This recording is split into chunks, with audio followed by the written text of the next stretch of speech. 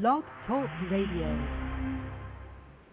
Good morning, everyone. This is Lori Smith on Blog Talk Radio. It is 7:30 here in the morning, Calgary, Alberta, Saturday, June the 5th. I'm happy to be here. I am just excited about today's show, and I just thought I'd include a show on the worldwide epidemic of child abuse and human rights abuses. And most of my shows are focused very nationally, and my goal is international and national.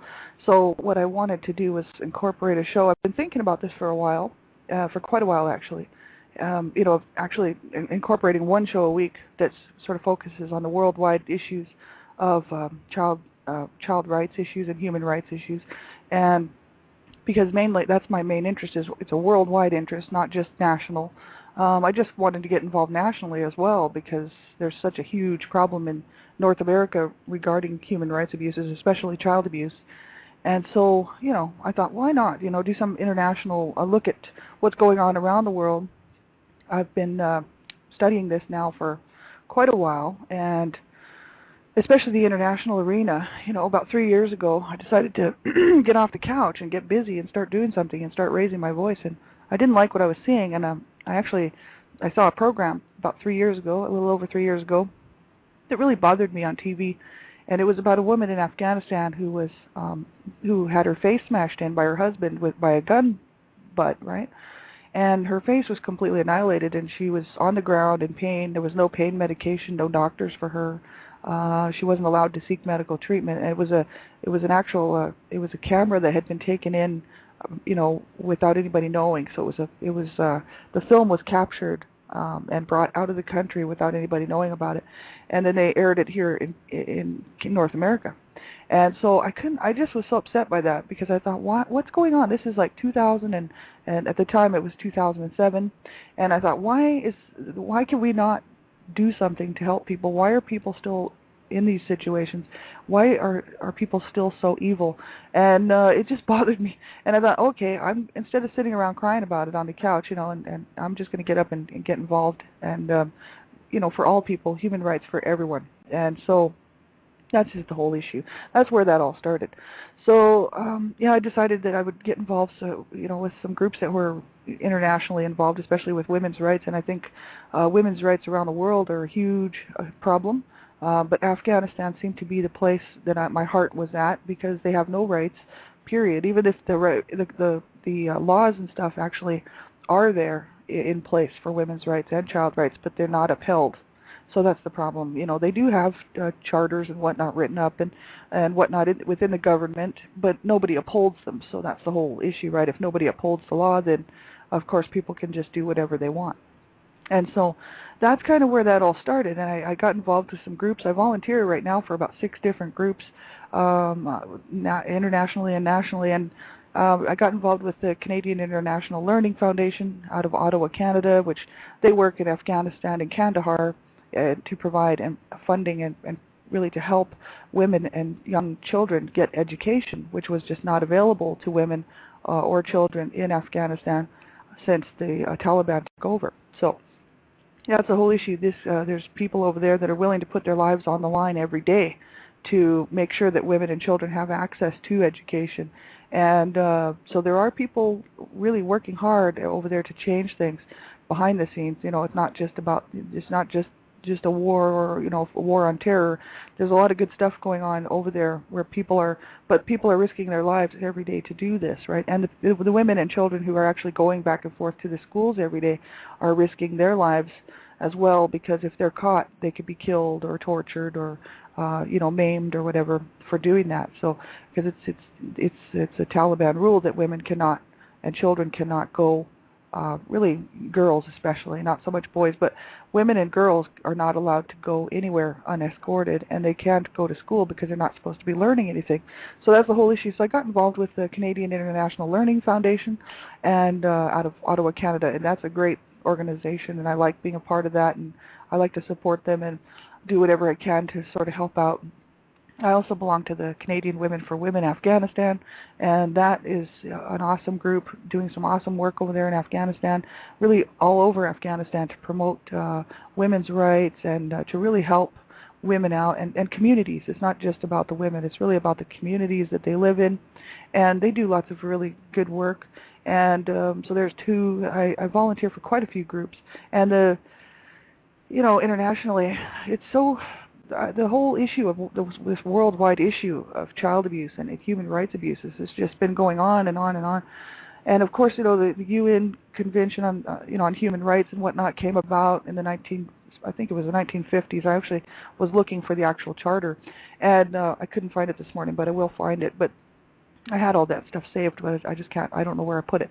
So the whole issue is it hasn't been all that long since the world has sat up and said, okay, enough is enough. We really need to put some laws in place to protect people, and they have to be governmental, or multi-governmental laws that people will uphold, governments will uphold, and everyone has to sign off on these treaties.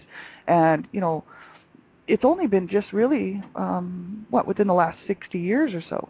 So that's the whole issue. They closed the last what do you want to call that, prison down where a labor camp down in Bulgaria.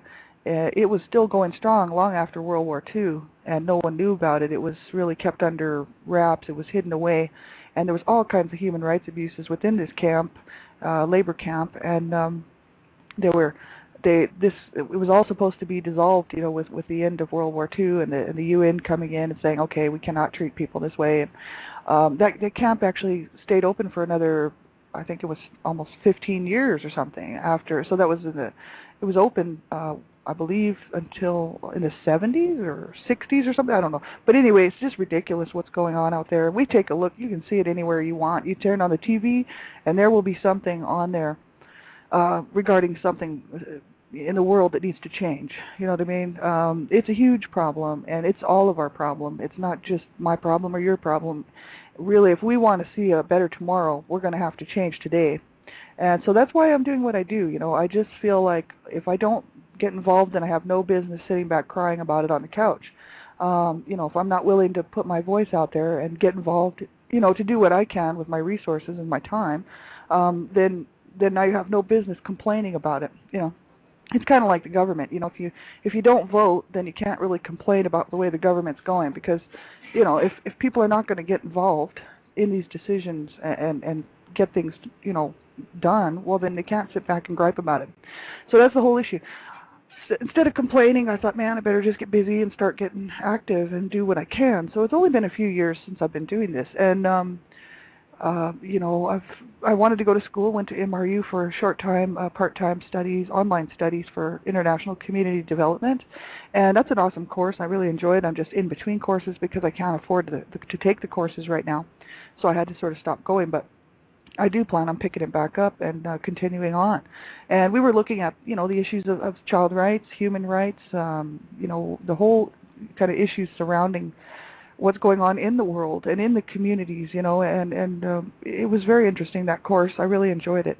And so as a part of that course, and getting into international community development and international human rights, I actually signed up for a whole lot of emails to be popping into my inbox.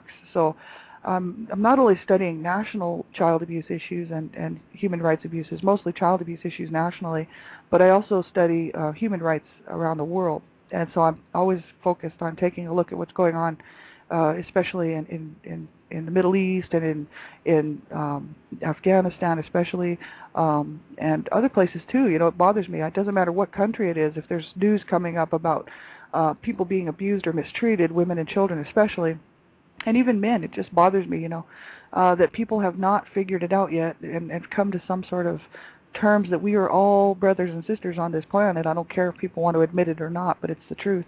And we all should be treating each other better.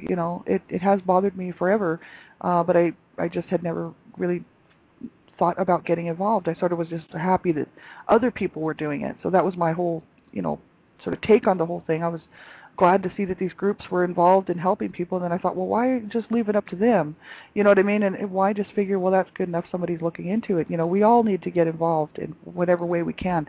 And so I know, and a lot of people are involved, and I actually know a lot of people who do a lot of good work every day. So that's the whole issue. But we need everybody in on it, and really to make a big change if we want to see tomorrow be a better day. So for people worldwide, not just nationally. So, but we do have to focus nationally as well, and that's why I decided not to just go international, because I thought, well, we should help our own countries as well, and a lot of people say we should only help our own countries, but that doesn't make any sense, because we're affected by what goes on around the world. So it doesn't help to just help your own country, but you have to help your own country as well.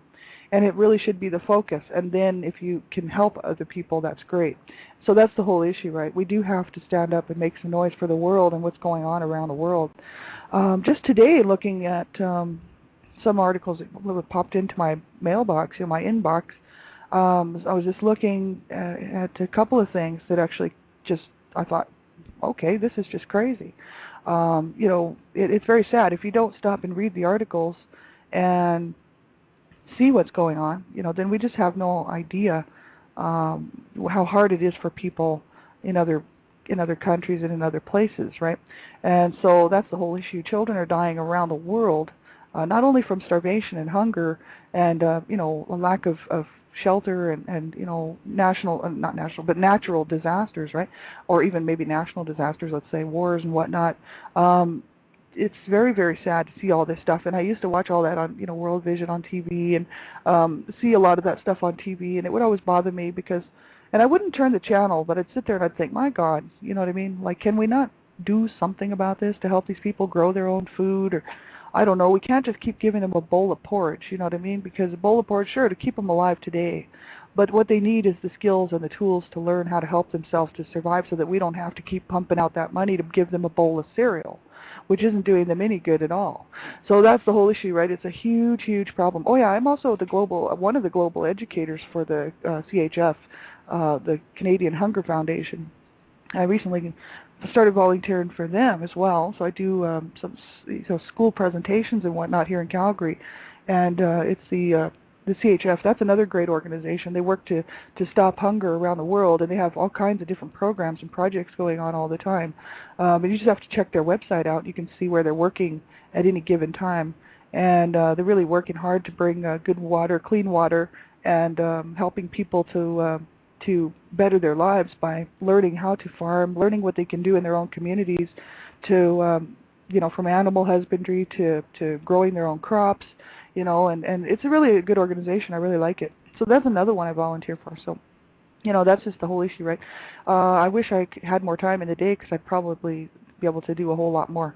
But there's only so many hours in the day and so many days per week, right? So and I have to work full time, so that's the whole issue. If I didn't have to work, I'd probably be really busy doing even more.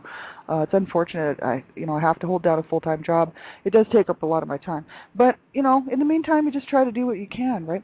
So, this whole thing, it's just crazy to see what's actually going on out there in the world, and I found a few articles that I thought, I can't believe it's still happening, and you still, year after year, children are dying. And what I wanted to look at this one article from Africa, and it says, in brief, starved for attention. And this article is from IRIN, and that is part of the, I believe, is it a UN news broadcast regarding human rights. I'll just take a look at what it says here, because I want to give you the right information. I get a lot of information from the UN and a lot of information from IRIN. It's called Humanitarian News and Analysis. It's a project of the UN Office for the Coordination of Humanitarian Affairs. So they look at everything. They look at the whole global, worldwide thing, from whether it's malnutrition to abuse to women's rights. They take a look at just about everything going on, the health and welfare of people around the world. And it's really something. In this article, it says here, at any given time, an estimated 195 million children worldwide are affected by malnutrition, according to MSF. Malnutrition contributes to at least 1/3 of the 8 million annual deaths of children under 5 years old, or 5 years of age. So that's almost 200 million children worldwide are affected by malnutrition at any given time, they said. Well, that's just ridiculous. I mean, my God, that's ridiculous. So, people, if without even giving a care or concern, will just throw good, valuable food away in the garbage and just walk away with no thought that, that they're just wasting. Some other person would have been so happy to have that. It's really a good idea to take. So I wish more people would just get a heart and get a conscience and get a grip on life and realize that just a simple action like that just is just so stupid. People are dying and would love to have some food. So instead of throwing that food away, how about just not eating it and send that money over to somebody who's doing some work, you know what I mean, who's going to help some people, right? It's just absolutely ridiculous. It's crazy. And I think that's a human rights abuse, for as far as I'm concerned. These children, 200 million children at any given time are suffering from malnutrition. If that's not a human rights issue, then I don't know what is. I study human rights, so I know all about them. The issue is that governments, their own governments really are so backward and corrupt, that the food isn't getting to these people. There is lots of food sitting in tankers and trucks and truck, cars and whatnot that should be distributed to people, and of course because of their own government's inability to solve their own issues and their own problems, the food sits and just goes bad, or it's just not distributed, and food is stolen, and by groups who don't want a certain group to get the food, you know what I mean? It's absolutely ridiculous. That's a human rights abuse as far as I'm concerned. Children have the right to life, right? So they have a right to eat. They have a right to food, they have a right to shelter, to clean drinking water, to health care, to education, and to everything that will sustain them, you know what I mean? So, and if I fight for all human rights, so men and women as well, right? They have the right to life, and they have the right to protection, to government, and so do children too. Education, to health care, to food, water, any protection, anything that they might need to keep them healthy and have a good life, right? So that's the whole issue, right? We see these 200,000 or 200 million children at any given time are suffering from malnutrition, and what do they say? Nearly annually, 8 million annual deaths. 8 million annual deaths of children under 5 years of age. That's a human rights abuse, if you ask me. Somebody should be doing something, and I wish that I could help the whole world, but unfortunately I just only make so much money per hour. But the whole issue is that we really need people and think tanks to come along and figure out how we're gonna solve this. And it isn't, it's not an easy fixable answer, because obviously you take a look around what's going on in the world. It's something that's going to take probably multi-generations of change, right? It's going to take this next generation to die off, and then the next one to come behind it. Maybe they'll have a little bit more education and a little bit more care and concern for humankind, for mankind, before anything's really going to be done about it. It's unfortunate, but it's just the way it goes. I hope the next generation coming up will actually be able to do some good work, you know what I mean? People are trying right now, thank God. But it's just an issue of the people that run these countries being so ignorant and backward, they just can't figure it out. It's really unfortunate. It's just it's just something. It's an issue of the heart, if you ask me. If you don't want to help your starving country, you've got food sitting in tankers and whatnot, but you won't distribute it. That tells me that you just don't care if they live or die. And so these governments, it's just an issue of what's going on in their heart. It's a real lack of education and complete ignorance on their part. And then here, we have countries like most of Western Europe and the UK and Australia and other places around the world, and the United States of America and Canada, all trying to help and make up the difference, right? And it's like we can only do so much. These governments are going to have to start doing their own. They're going to have to take responsibility, right? That's the whole issue. We can't just keep pumping food and money into these countries and have it sit and not get to the people when our own resources are pretty much, starting to get depleted, right? So that's the whole issue. That it's going to take these government change, and that's going to take a while, absolutely. So there's no easy answer, but I just wanted to take a look, and I probably on this show, because it's just going to be on Saturday for half an hour, I'll probably just go through some articles that I'm seeing out there, take a look at what's going on with the groups that I actually work with, and just sort of bring out news to people and what's going on and stuff. And if anybody wants to join in or phone in, please do. If you have any kind of comments or questions, just please let me know. But that was just one article that I found called "In Brief: Starved for Attention." And I'll probably do some looking around at all the different issues like women's rights, child rights, and whatnot. I just wanted to do one show a week on more of an international scale, because it's such a huge problem, and I also study that, so it's part of what I do. And so, yeah, it's just crazy. It's absolutely insane. I found another article, and it was in my mailbox, popped into my mailbox, and I get lots of information from Child Rights Information Network. That's the CRIN network, and they have lots of good news on their stuff. Lots of major information coming in regarding violence against children, violence, just all kinds of good stuff.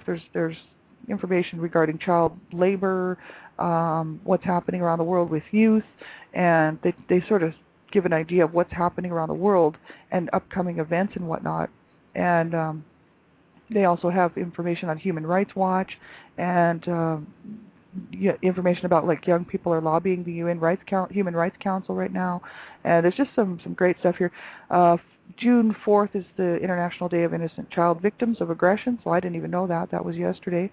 And so had I read my email yesterday, I would have known that. So that's the whole issue. And then there's the Global Initiative and the African Child Policy Forum have launched a bi-monthly newsletter on prohibiting and eliminating corporal punishment of children across Africa. So there's lots of interesting information out there if a person wants to get a hold of it. And I have a lot of it popping into my mailbox daily. And so I sort of see what's going on sort of all the time. With child rights, human rights, right? And so it's good to be aware of what's happening out there. But there was one article, I hope I can find it again. I just wanted to sort of touch on it because I thought it was really something that is happening all the time around the world, because the world, doesn't live like us. Most of the world does not have the resources that we have, and there's people who've traveled around the world now enough to be able to see that, know that most of the world doesn't sit and eat like we do every day, and they don't have the resources and the finances to live like we do and drive our cars, and they make only a small amount of money per year and can really hardly afford to clothe themselves or their families, and really they have to scramble for everything they get. So when you see somebody with a bicycle or something like, or TV, they probably really had to scramble to get it, because they're basically having a hard time getting just the necessities of life, let alone trying to have a bicycle and other things, right? So that's the whole issue. But there was another article coming in from IRIN, IRIN, and it's called Nepal, Rescuing Girls from Slave-Like Servitude. And this is June 4th, 2010, Kathmandu. It says, when Sharda Chowdhury was 11 years old, her impoverished parents rented her out for US $17 a year. For the next 2 years, she endured physical and mental abuse, one of thousands of girls forced to work in slave-like conditions as indentured laborers in Nepal. And it says, Sharda was rescued 5 months ago in Kathmandu by local NGO Friends of Nepal and is slowly recovering. Sharda was so malnourished, weighing barely 13 kilograms because of neglect and abuse. She survived extreme inhumanity at the hands of her owners in Kathmandu, said Mano Silva, program director of the Nepalese Youth Opportunity Foundation, an international organization working with FNC. And the practice of selling daughters for indentured servitude, Kalmari, is done through a middleman, traditionally in western Nepal's indigenous Taru community. Thousands of Kalmari girls around Nepal have suffered starvation, rape, and other forms of sexual abuse, being burnt and stabbed by their owners, according to investigations by NYOF.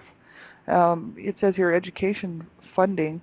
Raju Damala, executive director of FNC, told IRIN that Nepal's Kalmari girls are safer now, as most of them have been rescued, and the parents who were unaware of such abuses are no longer practicing this tradition, it says. But since 2000, the two NGOs have rescued close to 10,000 Kamlaris, though estimates suggest there are 20,000 around the country. Almost 7,000 were younger than 14, and some as young as 8, all working for middle-class and elite families in urban areas. And this year, 3,595 girls have been rescued, and the organizations have sent warnings to the households holding the remaining 1,000 Kamlaris.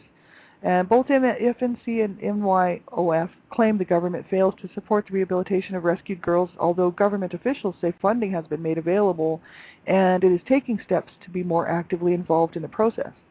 It says so far $1.5 million has been allocated for educational support, but it is barely enough to meet the needs of the rescued girls.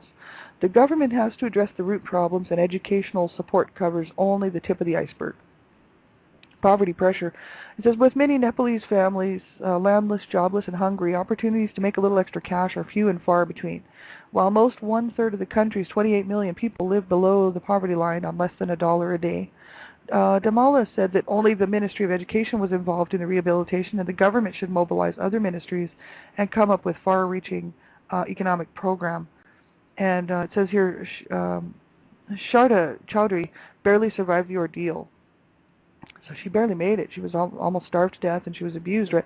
Unless the families get more humanitarian aid and poverty alleviation support, the risks of the Kamlari system resuming are always there, says Silwal from NYOF. The government gives reunited families $25 a year towards the education of rescued Kamlari girls, but it barely covers school expenses, according to NYOF. For the time being, they are not sending off their daughters to work as Kamlaris due to social pressure, but for how long will they do that is our concern. Most have lost their financial support and were dependent on their children to meet even their basic needs, said Silwal. And Chanta Chowdhury, 28, a lawmaker who was herself a Kamlari at 10 years old, urged the government to keep its promise to provide humanitarian assistance as part of their rehabilitation and take measures to protect them from further risks. So I just thought that was really sad because it's still going on. It's just slavery is what it is. And these people, they don't have anything. So, the chance for them to make a few bucks off their child is really something that's going on around the world. It's not just in Nepal. This is happening everywhere, all over Asia and South Asia. And, it's just horrible what's happening out there. Many children are sold into sex slave trade, and, they're not children. They're just young people, but they're not children because they don't get to play. They don't even understand really that their innocence is even being ripped from them because they live a life that is so horror-filled that that's just what they're usually used to. They're just used to it. It's the normal thing, right? So if they survive it and grow up, you can imagine that they will probably do the same thing with their children, unless they get some help, right? So that's the whole issue. It's just a cycle of ignorance. It's a cycle of a lack of education and poverty, and poverty is a human rights abuse. I'm sorry, but it really is. And it's so unfortunate that children end up paying the price in every case, you know what I mean, in every country. That's the whole issue. And children are often looked at as expendable. Who cares about the children, right? And so we all have to stand up and start really fighting for child rights. The whole issue is that men in the service, especially in World War II, died to actually get child rights into place. I think, some probably World War I started it, and then World War II actually is where the real work came in. And so the whole issue is that people have lost their lives. Many people have lost their lives to try to get these rights in place. So we have this UN Convention on the Rights of the Child and the UN Treaty for Human Rights, and all this. People have lost their lives and they died for that. And people have been dying for many thousands of years for human rights issues. And the whole issue is if we don't come behind them with education and awareness and back up these people and these rights and these human rights with our own voices, then we'll lose them. And the whole issue is that we need to do that. It's just unfortunate that we still have to be doing this because people are so ignorant and rude and mean, really, and just mean-hearted, and they just don't care if their country is starving to death or if they're just treating their women and children badly, right? But the whole issue is that it has to change, and we're going to have to be the ones to do that. So we have about a minute left. Thanks very much for tuning in, and I really appreciate everybody who's listening and archive. A lot of people catch my archives, and I really appreciate it. I have almost 5,000 shows listened to. I've done about 250 shows, and 5,000 shows have been listened to, so I really appreciate it, all you lovely people out here who are listening to my shows. Thank you so much. And we got about a minute left. I'm the Canada Regional Director for Dreamcatchers for Abused Children. I hope you will check out our website at www.dreamcatchersforabusedchildren.com, and we have great information on there regarding child abuse, how to become educated on the signs and symptoms of abuse, what to look for, how to report it. There's help on there for parents who are having trouble and they, thinking, am I abusing my child? I don't want to abuse my child, so how can I get help, right? It's a great website. It's a great website for survivors of child abuse. I'm telling you, I would go check it out if you haven't done so already. There's some great information on there, and check out the check out the CILF, the Canadian International Learning Foundation, and also Canadian Women for Women Afghanistan, and CHF. I'll give you those links on next Saturday's show because those are some awesome organizations doing some awesome work, and I'm happy to volunteer with them. So everybody have a great weekend. I really hope that you have a great weekend. Take care of yourselves, have fun, and be sure and be safe in everything that you do. And we'll just meet back here. I'll be back tomorrow morning with Mount Bethel Christian Worship and Fellowship Center for just for half an hour Bible study, really. And until then, take care, everybody, and I'll see you next week with Dreamcatchers Talk Radio and as well as my shows. So have a great weekend, everybody. Take care. Bye-bye.